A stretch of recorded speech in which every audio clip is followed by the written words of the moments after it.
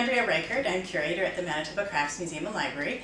We've been closed for a while now, since early November, and it looks like we'll be closed for a little while longer. So we're taking this opportunity to showcase a few of the items that are in our storage that are sometimes in exhibit, but this gives you a sneak peek at some of the items in our museum collection. The past 10 months have been pretty challenging with COVID-19, and we've all been following lots of new patterns of life. For many of us, that involves being at home a lot more. And for some of us, that means actually being outside a lot more, taking walks in the parks and going out into nature. So many of us have found or renewed an appreciation for the wildlife in our local areas. Sometimes it's really local, like in your backyard. So some of these guys are in your backyard. Birding, in particular, has seen a revival as people take notice of these lovely creatures. Birds are often depicted in art and craft, and we have a number of items in the museum collection that include motifs about birds. So that's what we're going to focus on today. Obviously, a lot of people do wood carving of birds, and we have 3 examples from Manitoba artists. This larger one here is by David Epp. He was a carver in the 50s and 60s, and quite prolific. We have just 1 or 2 of his, like this wood duck here. We also have this lovely one by Don Phelan, and he was a carver in the 1980s, and a lot more lifelike than the wood duck. This is a merganser duck. And then this is the most recent of them. This is a white-throated sparrow, and it was worked by Brock Love. And so all are worked in wood, and all are painted with intricate detail to show the different feather patterns. Many Manitobans go to their cottages in the summer, or go camping, or just go for day trips. And so there's 2 little birds in here that are often seen when you do that type of activity. One is the loon. Both of these little pieces were made by Bente Cunnings, who is a former Crafts Guild member and a longtime bird lover, and she worked in ceramics, so these are ceramic pieces. So this is the loon, and there's the little baby. Sometimes you're lucky enough to see the little babies. And this one, obviously, is the ruby-throated hummingbird, and very tiny but very, very fierce bird. If you've ever seen them fighting, they're pretty incredible, actually. The Manitoba Crafts Museum and Library has a small collection of Inuit sculpture. They were collected by the Crafts Guild of Manitoba in the 1950s through to the 1970s, when the Guild was really active in working with artists in the north and bringing their work down and selling it.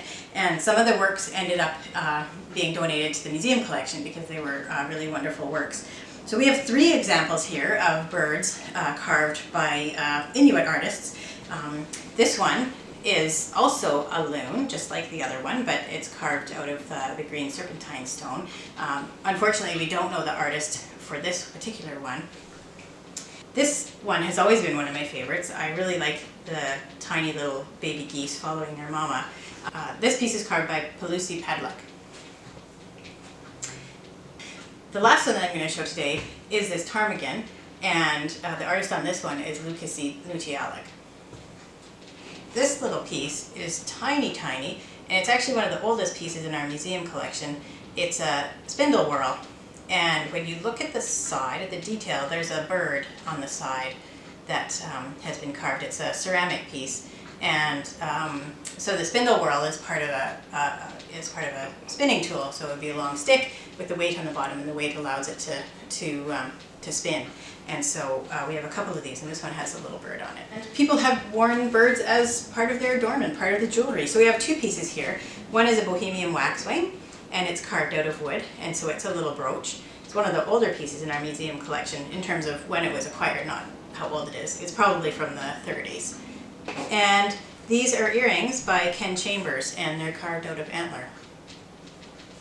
So these pieces are by another artist that I really enjoy. Her name is Delta Longman, and she is an untrained artist but worked for many years in rug hooking, in the craft of rug hooking. All of the colors are just the natural colors of the tights or nylons that she found. So she didn't do any fabric dyeing or anything. These were all the colors. She's also a bird lover and includes them a lot.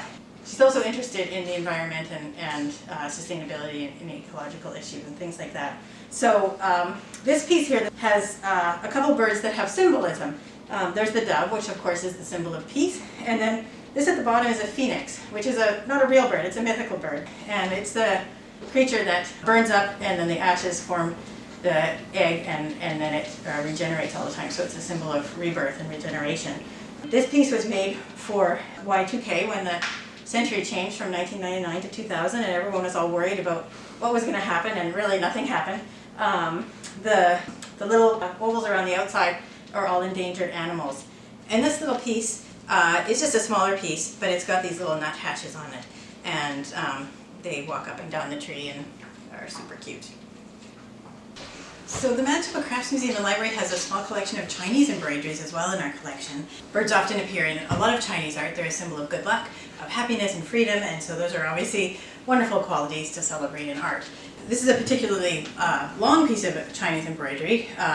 It's over 6 feet long with embroidered silk on silk embroidery. So you can see there's a couple different kinds of birds. There's 4 different motifs with birds. These ones are cranes, and this one is probably a peacock, although it's a pretty spectacular, mythical kind of looking peacock. Thanks so much for watching our video featuring some of the bird-related items in our collection. I hope this inspires you to get out into nature, checking out some of the wildlife in our local area. Happy birding!